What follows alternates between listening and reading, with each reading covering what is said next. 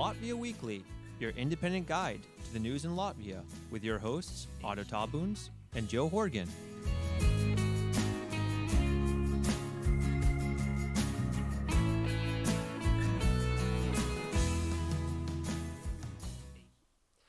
Good afternoon, everyone, and I of course have to add on to the introduction statement that of course today we also have Kārlis Streips with us.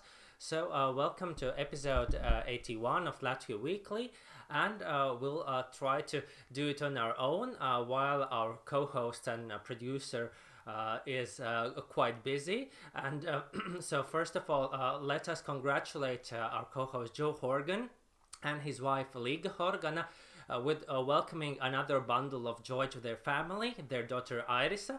So we may wish them a lot of strength and energy and a lot of joy in this time. And I hope that once things have settled, we'll be able to welcome Joe back and also read some more of these wonderful literature reviews by Liga. Carl, I believe you must join me in this sentiment as well.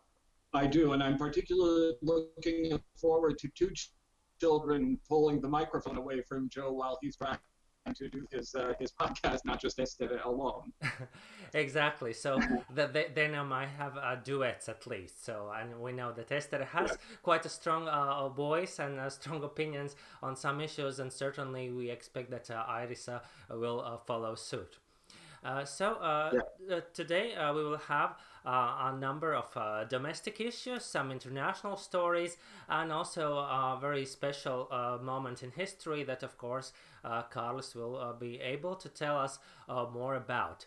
And so let's start then with the domestic scene and some of the political news that we can report from our country. First is, of course, the announcement from the government and from the Prime Minister that they are not considering extending the extraordinary situation, which means that we may now consider that the crisis period, at least officially, is coming to an end, and with the COVID statistics in Latvia also being much better than in many other countries, then perhaps this is a sign that the government measures have worked. Most of the society has responded in a reasonable fashion, and also there seems to be this understanding that we have a way forward, and hopefully we will be able to get back to as normal as possible after June the 9th. Also, if I may mention the current Latvian statistics, so we have a little bit more than 1,000 cases. Out of this, we have had reports of 23 people dying and 741 cases that have been fortunately resolved. Carl, do you think is this a wise approach from the government, and how do you feel? Are we ready to get out of the mild restrictions, but still the restrictions that we have had so far? Well, for some time now, I've seen much more traffic on the streets than was the case two months ago. People are out and about driving again. I think that restaurants are being very careful about keeping people apart, as far as I've been able to see. What's interesting to me is how we're all going to behave when it really is over. I mean, are we still going to be keeping 6 feet away from one another? Are we going to be scared to shake hands and whatnot? But the main thing I want to say is that it makes all the difference that we have a sane, logical government that goes about this with an approach that is based on epidemiological knowledge and everything. America is now up to 1.7 million cases and past 100,000 deaths yesterday, and that is entirely because the response from the federal government has been the word incompetent does not begin to describe it. So we're very, very lucky to be in Latvia in that respect. As far as the emergency situation is concerned, my big hope is that air flights will expand. I'm going to Chicago on the 25th of June, and LOT Airlines has not yet restored its flight to and from Riga, so fingers crossed. Yeah, let's hope for the best. because now we have also heard that some of the Central European countries have also opened their borders, at least for transit. I think it's also the case for Poland, at least if you are returning home to Latvia using a car, you are able to transit Poland, and perhaps soon enough it also may be possible to open up all other links and try to return back to what it, well, probably not what it was before, but at least as close as it's possible to the normal state of affairs, because really the spring is here, the good weather is here, and also many people have travel plans, and also I know plenty of people who would like to come to Latvia, especially that it is so nice. And we also now have the Baltic travel bubble, meaning that the borders between the Baltic states are open, and even though you have the passport controls, it is possible to travel at least within the three Baltic states. But one other issue that perhaps was also outlined by the situation right now is the social issues considering unregistered partnerships. That have now been raised and discussed in Sejm. For example, we saw on social media the call by former health minister Miss Anda Čakša to discuss these issues. For example, the ability to visit your unregistered partner in hospital, or the question of these shared families, where, for example, one partner has children from previous relationship, and so does the other. But in the case if, for example, one of the children of the other partner gets sick, then and the partner is not able to take him to the hospital, then it opens up a lot of difficult situations. So as we can see, it is not only an issue for same-sex relationship, as there has been this motion that reached 10,000 signatures in the portal Manabals to be looked at the parliament, but also a number of other people in the society, also the heterosexual couples who are not living in a marriage, but still they are living a normal life according to what they consider it to be. Kārli, what are your thoughts on this and about this discussion, and this coming from also the other sides of the aisle? Well, I will say, first of all, that Anda Čakša is perfectly right. For a long time now, the governing model of families in Latvia has not been one man, one woman, 1.5 children, and a dog and a picket fence. When the Zolitude tragedy happened, when the supermarket collapsed, the only woman who didn't get compensation for her wage earner, with whom she had been living for a long time, was a woman who was not properly married in the eyes of the state, so she got nothing. I know that there are people who think that as soon as the parliament starts picking this up, evil gay people are going to sneak in there with their gay marriage thing. That is a separate issue. Same gender couples in Latvia have no rights whatsoever compared to heterosexual couples. That is a separate discussion, and I'm encouraged by the fact that we now have a fairly much younger generation of politicians in parliament who are not going to reject this matter out of hand. But what the Social Affairs Committee is discussing right now is to find a definition for what the word family means. And it clearly needs to be a much broader definition than one man, one woman, and children. People live in all sorts of different arrangements, and I'm glad that this discussion is coming up. Exactly, because that was also something that our ombudsman already raised some time ago about what the current or modern definition of a family is, because of course we have the one definition in regard to marriage that is in the constitution, and also we have the definition of more of an economic unit that you would have in the civil law. So I would agree that this discussion is timely, and it also shows that different groups in the society to whose interest it works are able to cooperate, or at least to raise the issues that might benefit not only them but also other groups. So we'll certainly follow this dialogue and hopefully positive results. And with respect to the Yes. amendment to the Constitution, the only thing that I would say is that they put the amendment in, the amendment can be taken back out again. It is not enshrined in God's law, as some people pretend it is. Exactly, and I think we discussed this a number of episodes ago, as it was put in the constitution, and also there is certainly interest in some politicians of current Saima to either have it changed or agree on legislation that would go in that direction. So certainly in this parliament, in this convocation, it is more likely in the previous, and we'll see whether this will be on the agenda within these 4 years of this parliament.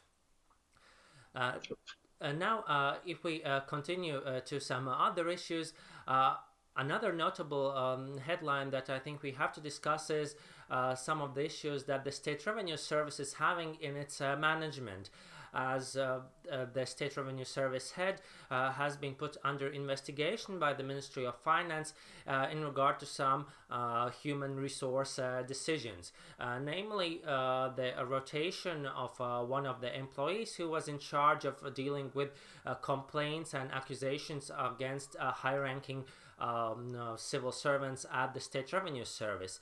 And it seems that he has been rotated to being an investigator of criminal cases, even though it does not seem that he would have the relevant background and relevant experience for this. Some have considered this to be a way how to do away with the person who has tried to pursue these accusations and allegations against the high-ranking State Revenue Service officers. There are also some other discussions of whether there is some kind of another relationship management between the State Revenue Service and some political circles. Carly, would you have an opinion on this? How do you think it looks? Well, I can't speak to personnel policies at the State Revenue Service, but what I will say is that politicians don't like these kinds of people anywhere in the world. In the last month or so, Donald Trump in the United States has fired 4 so-called inspectors general from government departments, what are known as departments, and we would call ministries, in all cases because they did something that he personally did not like, and in all 4 cases, late in the evening on Friday. When the news cycle is, these days the news cycle is 24/7, but late on a Friday night, nobody likes to be investigated. Nobody likes to be inspected. But in this particular case, and I will say again, I don't know the specifics of this, if it appeared the person was demoted or rotated simply to get rid of an investigation, then the finance ministry and ultimately the prime minister needs to intervene. Yeah, so hopefully we'll have an action from the highest levels of the government to follow this through, so that we wouldn't get another case of bad news that would cast a shadow on our financial system, and also the way how our state money is managed, because that is very important for our credit rating and affects the way how much we pay for the loans that we take as the state, and certainly is not a good issue for the image of the country if it goes on for an extended period of time. Then if we look at some other domestic issues, another page in the First Baltic Channel, or the PBK story, we did report previously about the allegations and also the case that the First Baltic Channel had acted in contravention of sanctions, as one of the owners of the channel was under the European Union sanctions list. And now there's also seems to be information that the First Baltic Channel used to receive large sums of money from different institutions of the Riga municipality as paid advertising and other contracts, which seems to indicate that the First Baltic Channel, which also used to be the former place of employment for the former mayor of Riga, Nils Ushakovs, and some of his associates, was involved in promoting the image of Saskaņa, the Harmony Party, and also the image of Mr. Nils Ušakovs. So practically making his image more popular using the money of the Riga city. Kārli, what do you think about this? Do you think this will become a big scandal? Is this something surprising for you? It is not surprising. Latvians have the expression "kas maksā, tas pasūta mūziku," which means the person who's paying gets to choose the music that is played at the restaurant. If the Riga City Council wishes to advertise in Russian, the first Baltic channel really is the only place that can do it. Domestically, because other television channels in Latvia will not accept advertising in Russian unless it's subtitled, and subtitling is fiddly. The Riga City Council and Russian language media, I have to preface this by saying that I don't speak Russian, so nor do I read Russian, but the Riga City Council has always been very cozy with the Russian language media here, knowing that its target audience in Riga is the so-called Russian speakers. Back in the day, I used to get once a month or every couple of weeks 2 magazines called Riga in my mailbox, both of which the Harmony Party made very carefully noted that it was personally paying for this. This was not a city thing, but the magazine the first couple of pages were all about how wonderful Nils Ušakovs is. The next couple of pages were how wonderful Ārzemnieks, the former vice mayor, is. The next pages would be how awful Olaf Bulks, who was the leader of the opposition, was, and then there would be some cultural stuff and other stuff in the back. I know that the anti-corruption agency looked at that magazine as a possible overspending of campaign financing. Where it comes to the first Baltic channel, ownership is very important, and if it is owned by somebody who has against whom sanctions have been imposed by the West, I'm not sure that I know what there could be done about this. I mean, the National Radio and Television Council could yank the license of this station. As far as I know, it is not a mouthpiece for Vladimir Putin, and does offer more objective information to Russian speakers in Latvia than they get, say, from the first channel in Moscow or one of those channels. So it's hard to say. I hope that it can be resolved so that professional journalists there can continue to do their work, and but that there isn't something underhanded going on there. Yeah, because I think this issue of perceived or actual political allegiances of certain media is an issue for Latvia, at least a part of the news sector, part of the journalism sector, and I think it might have also been one of the causes for the decrease of interest in at least some of these newspapers. We can also remember the allegations from the so-called talks between the oligarchs about some or specific newspapers that, let's say, may have a tune that is more favorable to one or another political force. At the same time, the readership then drops heavily, and so people are not stupid, and so at the same time you have to have enough money to subsidize publications like these. But certainly in general, it is also an issue of the future of the media, of journalists, and also of the printed press, and also of television that has suffered from the not only in the last months in the context of the pandemic, but also we remember this very serious situation that came up in the consequence of the global financial crisis, and how that affected the Latvian media scene. So we will certainly, yes.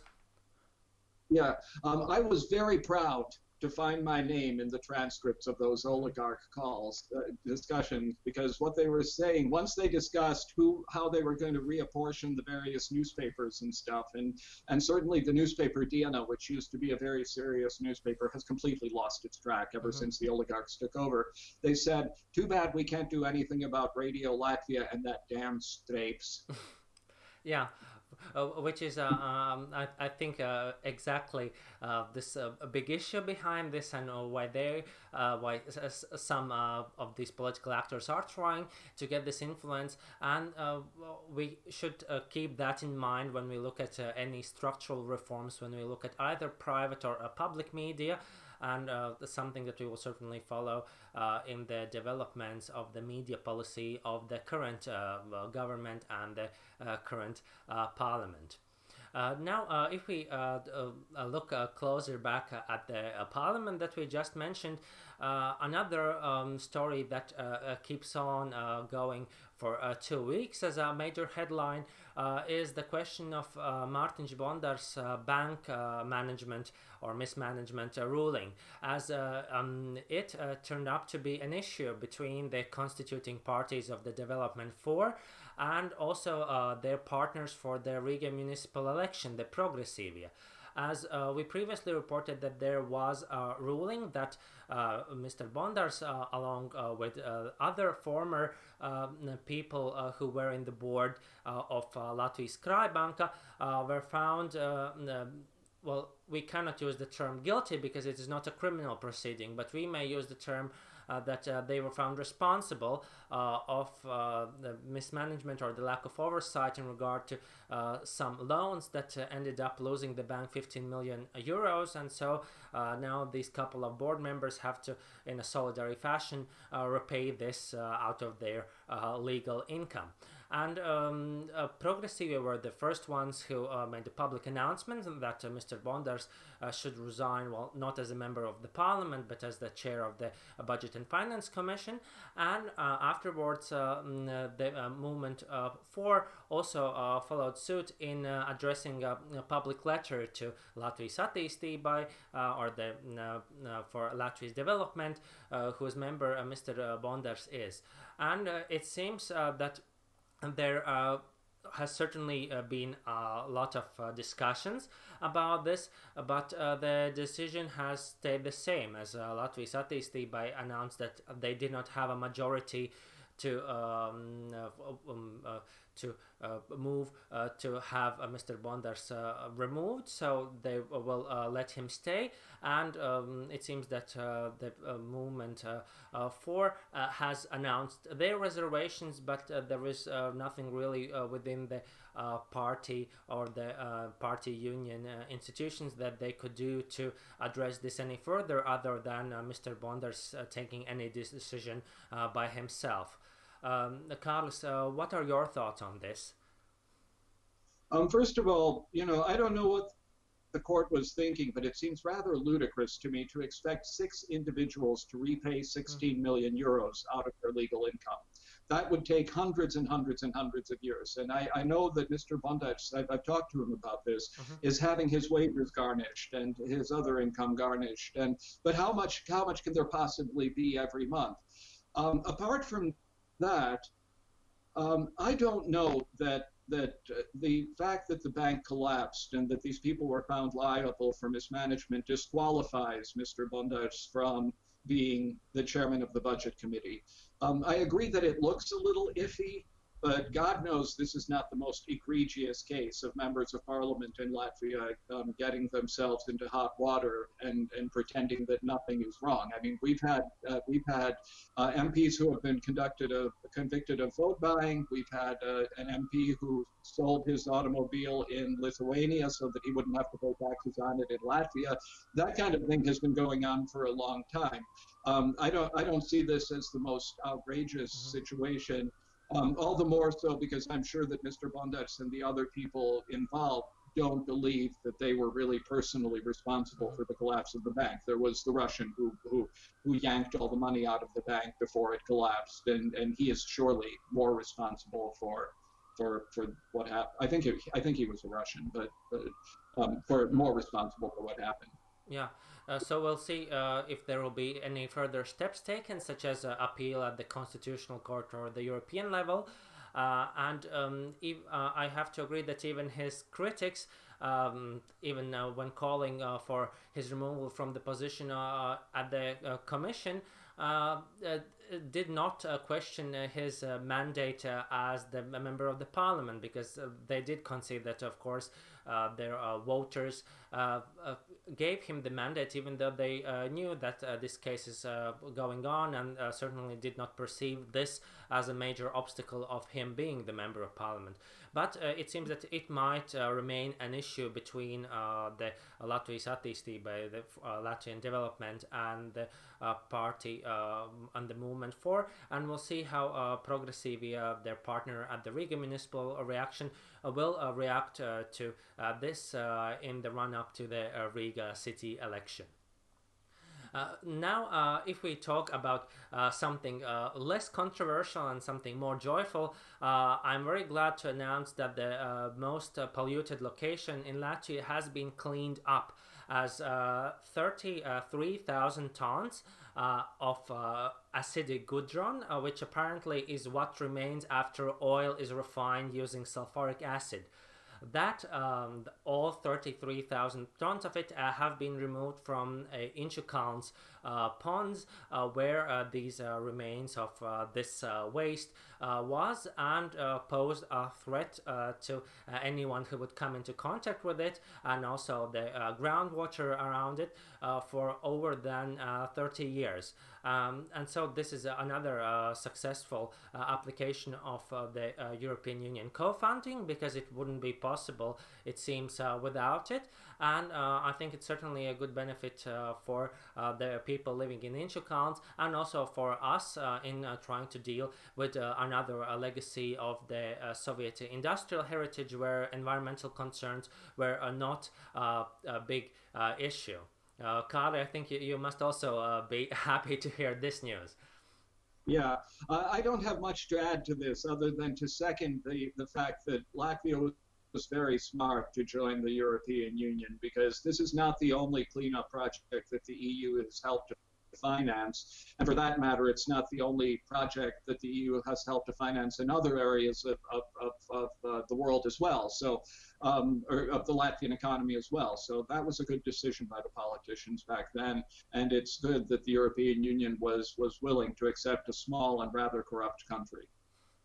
Exactly, and we have made loads of progress in the time since 2004 when we joined. That is, of course, very encouraging to all of us in here.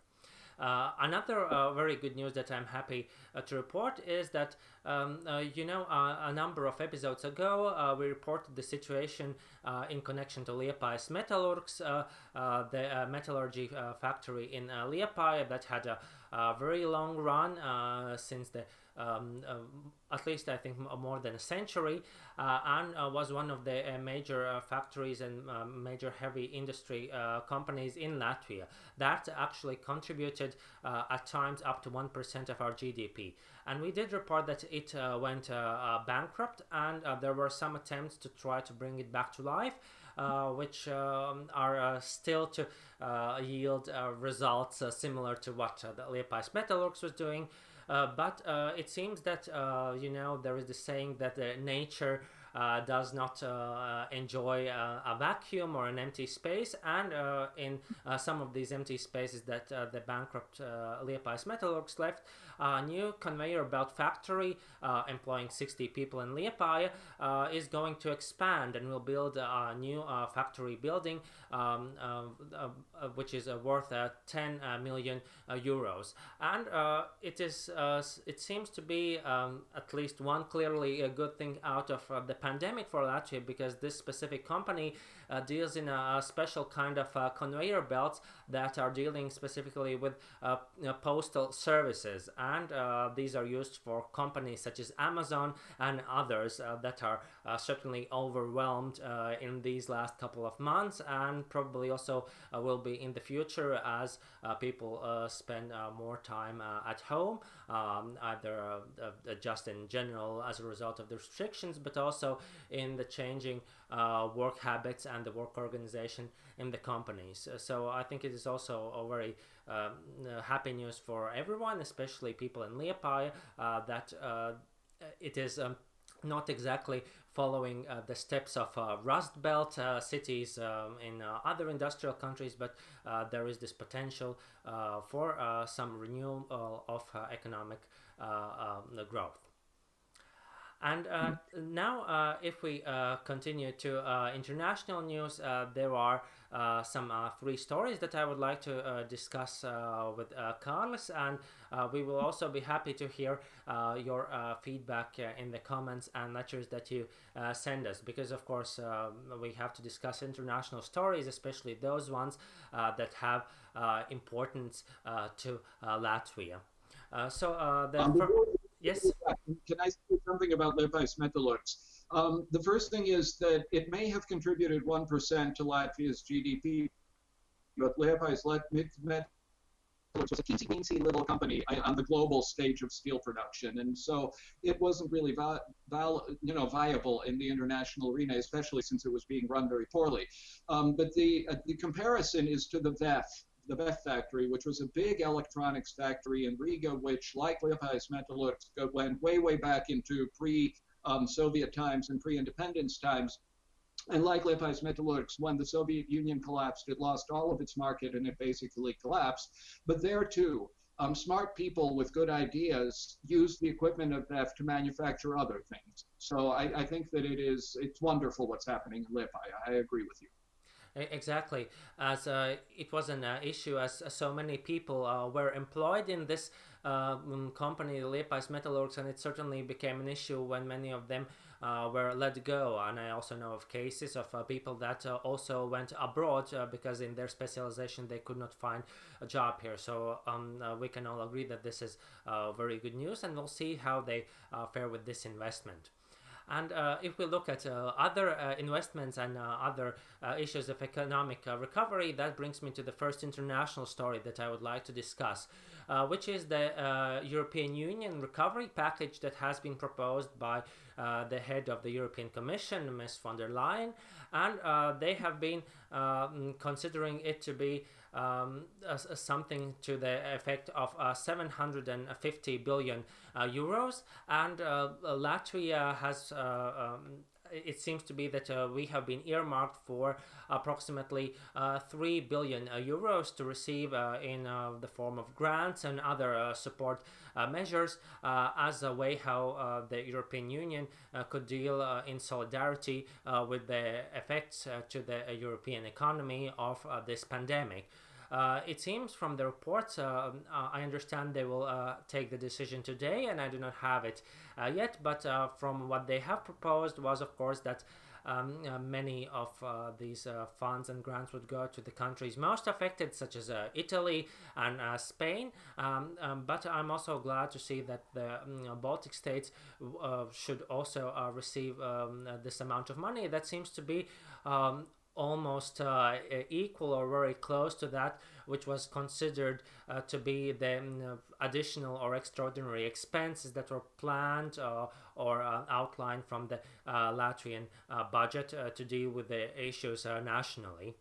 Kārli, what are your feelings in regard to this? Do you think it is a real way of European Union working in solidarity, or just a headline or a measure to try to appeal to the people who were calling for the European Union to break up, because there did not seem to be as much as solidarity at the beginning of this? Yeah.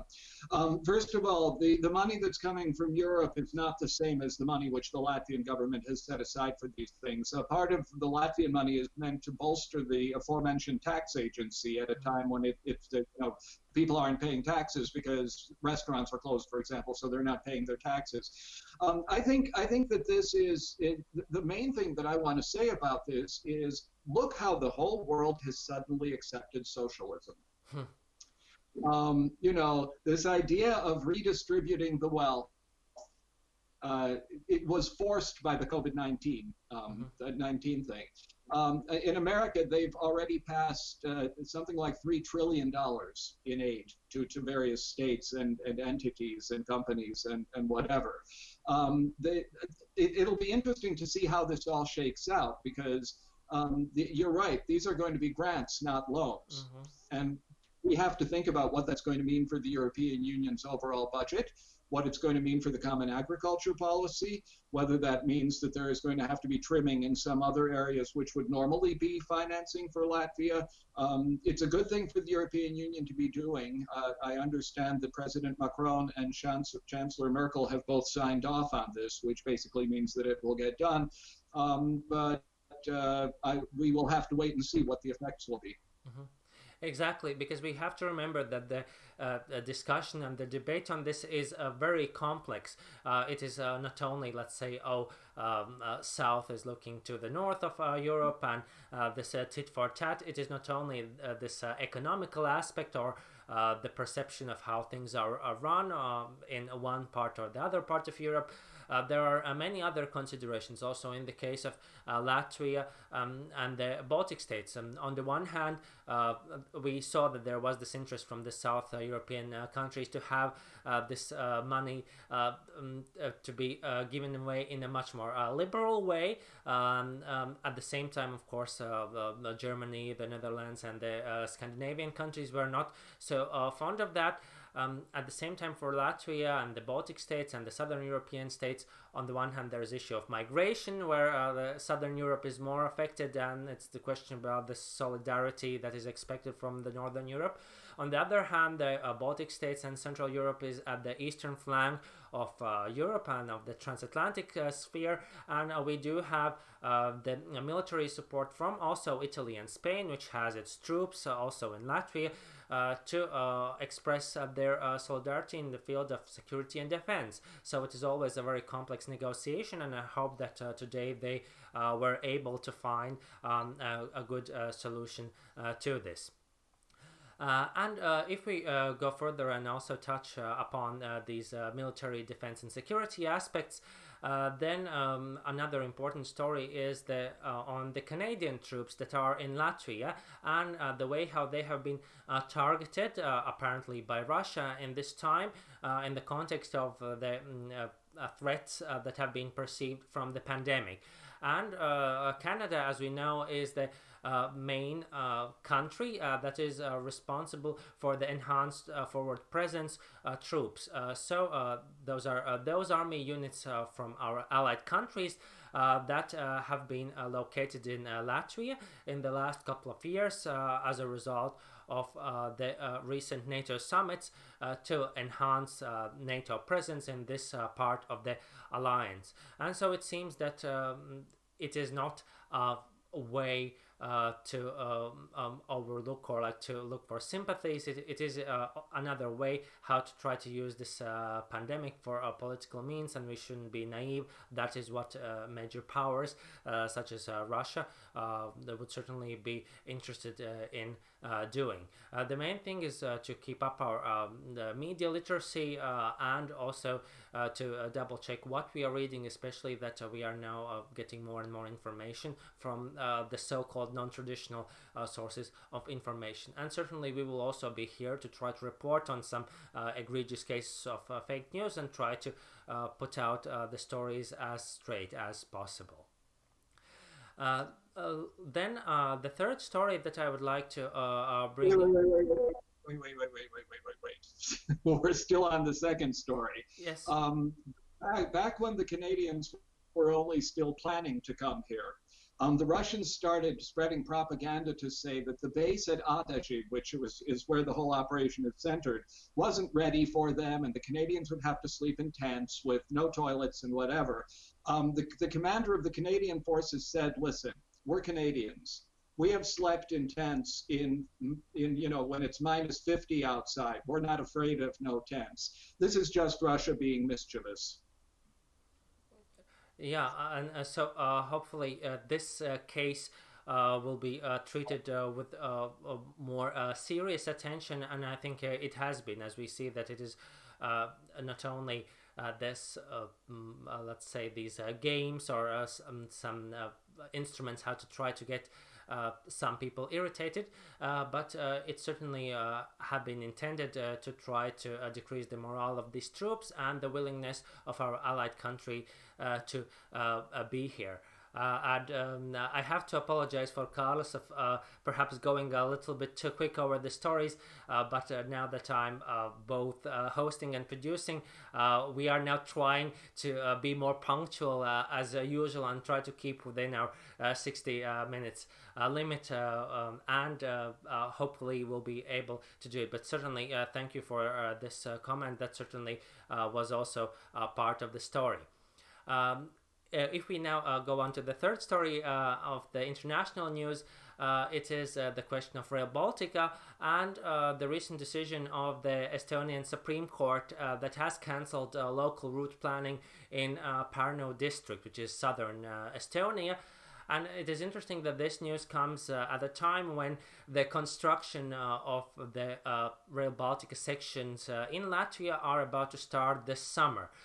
So I hope that the planning will be done soon enough, and they will be able to have a new plan in place, so that it is not the case that we build our part of the Rail Baltica section and then it does not align with the rest of the route in Estonia.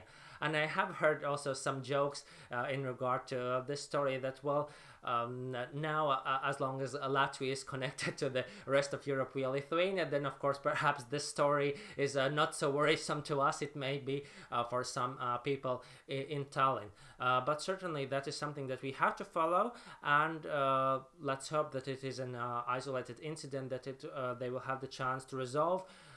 As we remember the call from one of the ministers of the government of Estonia, who did comment that that they are not fans of their faction is not fan of Rail Baltica, and they would be they wouldn't find it a big tragedy if the Rail Baltica would fall through. So we'll see whether it is just populism, because at least our transport minister did discount it as such, and we'll see how Estonia will fare with this. Carly, what do you think about this? Is it part of some concerted plan to deal away with this, or perhaps some unconnected events that hopefully we'll be able to weather? Well, not being a justice on the Estonian Supreme Court, I can't speak to what they decided, but I want to say a couple of things here. First of all, I too have somehow wondered a bit about this super duper rail line that's going to be opened and that is going to allow us to travel from Riga to Warsaw in 12 hours or whatever it's going to be. You can fly from Riga to Warsaw in about 45 minutes. I don't know that well, obviously they've planned for who's going to be riding this train. But the thing that people need to understand is that anytime there is a big infrastructure project, it will pass through some territories which are important to individual people. We're seeing this fuss about the new national security building in what used to be a motorcycle racing track. People there are raising a big fuss because they want to see a park there instead. National security is more important than a park, and transportation is more important than the fact that maybe in a small, where the train runs, there will no longer be trees or whatever was there before.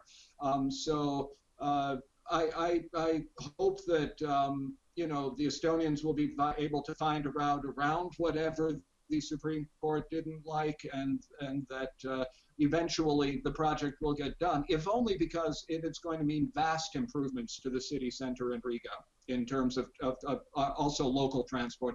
Already there's been major renovation around the central station in Riga. A new shopping center has opened up and streetlights have been put up. So I hope that the project goes through. Yeah, and let's hope that they will be able to find the new local route, and the Latvian part of it will be able to connect it with the Estonian very well, because certainly with all the pros and cons, such a major infrastructure investment in all of the three Baltic countries is certainly much welcome, and especially it's very beneficial for the Baltic states, as 85% of the costs are being shouldered by the European Union. And in which case, I would like to think that the European Union would take a slightly more stricter approach towards this project, because we've seen squabbling in the management structure of Rail Baltica. We have seen people come and go. Now there's the Supreme Court ruling in Estonia. The European Union, I don't know to what extent it can crack heads, so to speak, with respect to this project, but apparently it should step in and at least take a look at what's going wrong at this time. Mm-hmm. Yeah, so we'll certainly follow this story and report on this also in the following shows. But before we talk a little bit about our options for the future, we have to discuss this week in history, and specifically a very important event that our co-host Kārlis would know very much, and probably the most about it, as he was very involved with this event at that time. And that is, of course, May 25th of 2002, when the Eurovision contest was won by Miss Marija Naumova, representing Latvia, which was the first victory for us in the competition in the very little time that we have participated in since the 90s. So, Kārli, could you tell us, our listeners and viewers, more about this and why it was so significant for Latvia? Mm-hmm. First of all, Marija Naumova won the Eurovision Song Contest in Tallinn, because the previous year the Estonians won, and they were the first post-Soviet country to win the Eurovision Song Contest. And we actually did very well. We won. We got third place the first time we went. And in Marija's case, we weren't supposed to be there, because the previous year a singer named Aarzemnieki completely tanked in the Eurovision Song Contest. And at that time, countries that had been done poorly in a number of years, they were relegated out of the Eurovision contest entirely, and then could come back later. They only later put in the semifinal system that we know now. Portugal pulled out for financial reasons, and the invitation went to Latvia, and Latvia chose Marija Naumova, and Marija Naumova went off and won. On the evening, I was the Latvian commentator for Eurovision. I was Latvia's Terry Wogan, for those who are watching us at Britain. And I knew about when there were about 4 countries left that had not yet declared their votes. I knew that she had won, because mathematically it was impossible for anybody else to catch up to her. So my audience and I had a little party for about 10 minutes while Marija herself didn't know that she had won. What it meant for Latvia was the need to organize Eurovision the next year. And as was the case in Estonia the previous year, it was basically Swedish television that came with all of their equipment and all of their specialists, and did all the technical work that was necessary for Eurovision. The one thing that I will say, when the Eurovision Song Contest was in Riga, I learned that people make fun of the Eurovision Song Contest for being kitschy and everything. The people who participate are not amateurs. The day job for the lady who was representing France was to sing all the female roles in all of the Walt Disney movies in French, for example. The band from Slovenia had learned not only their song, they could sing all of the 24 songs that were in the final here in Latvia in harmony. So these were professional people. They were interesting people. I have always loved the Eurovision Song Contest. I think Latvia could be more careful in terms of who it sends there. We had a series of 6 years when our people didn't even make it out of the semifinal. But that night when Marija won, that was just wonderful. Yeah, exactly. I also do remember that, and I think it was very important, especially at that time, also helping to remind the world about our country, and it certainly was a big boost to our image. And of course, the song was also very catchy, and Miss Nauma, of course, did not stop being a very famous singer after that. She has had a great career before that, and also after the event. Yeah. Particularly in France. She sings chanson. Exactly. I did also have the chance to listen to one of her concerts in Yalgo, where she also sang in French, and it was also a great pleasure. So it's also great to see that these stars not only remain so for one show or one event, but it is also in some cases a big boost for their career and also for their publicity in the world. I was also happy about the choice of this year's Eurovision Miss Samantha Tina, as I think she also had proven herself as a very potential performer and could have had great success in this field. I hope that she will also try to be the representative of our country in the next Eurovision, when hopefully they are able to come together in person and try to do it there. So hopefully the pandemic will be over and no such restrictions will apply for the next competition. And one more yes. note about Maria Naumova. Back in the early 90s, there was a bar on Chukka Street called Bimini, which on Friday and Saturdays had karaoke. And there was a musician called Ingo Solmanis who basically ran it, and I like to sing karaoke, and so he got me to host karaoke on Fridays and Saturdays, which I did for about a year until I found that didn't really balance with the rest of my life, being out until 3 in the morning. One of the people who regularly came to sing at karaoke was Maria Naumova. So it must have been a very good, well, not a benchmark, but a very high standard against which to try to follow. Oh, yeah. But certainly that is also very nice that she's also frequently also in Latvia and is also not only away, but is also part of the national music scene. Latvia's version of The Sound of Music. Exactly. And now I would like to acknowledge some of the commentators that we have had to this live broadcast, which is also very encouraging and makes me very glad, which means that I have not failed my first attempt into trying to produce this show. So thank you, Joe, for teaching me this, and it seems that everything is working. So my salute to Nicholas, Matis, Sian, Maximilian, Romans, and Davy for actively listening and commenting. And I hope that you will join us also for the next shows. There is from Sian, we have greetings to Kārlis and me from Dublin. So I'm very happy that we are also listened as far as in Ireland. And in response to Maximilian Matthews' question about is there a mail service between Latvia and the UK, I think that we can both affirm that the mail service is still functioning and it is going on. There certainly may be some delays, as if you would order something from abroad, from UK to Latvia or vice versa. It certainly could be the case that it could take longer than usual, but certainly there have been no restrictions into correspondence or the sending of any packages or something, as it has been, let's say, with the passenger transport. So Roman Say has answered it right, that mail is there and we have it as normal. And so before we conclude, we can give some ideas for the week of future.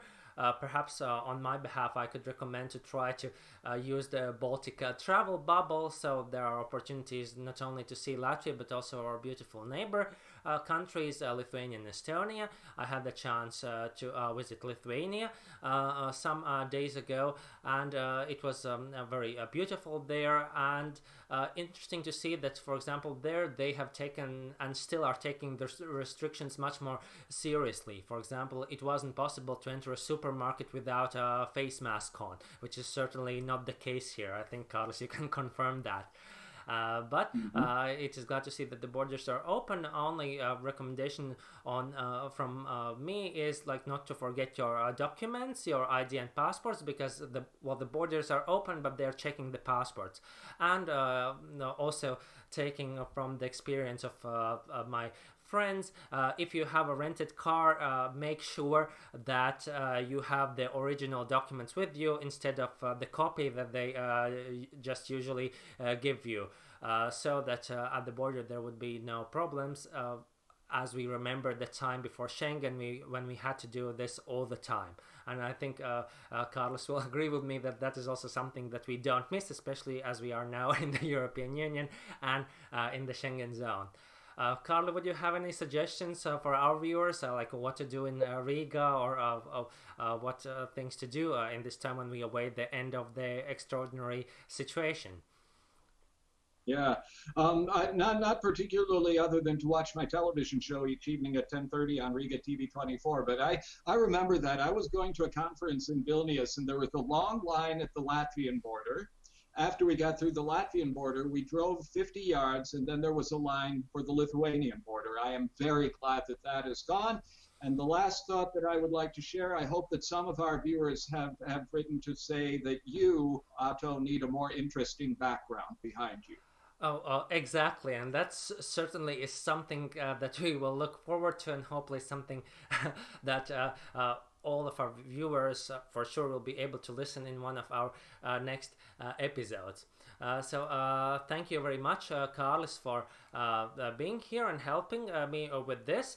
I'm glad that this worked out very well. Also, thank you to Joe Horgan for helping us with preparing for this, and also thank you to our occasional co-host Olafs Nickers, the president of the Baltic Security Foundation, who helped us with gathering the more relevant international stories. Thank you.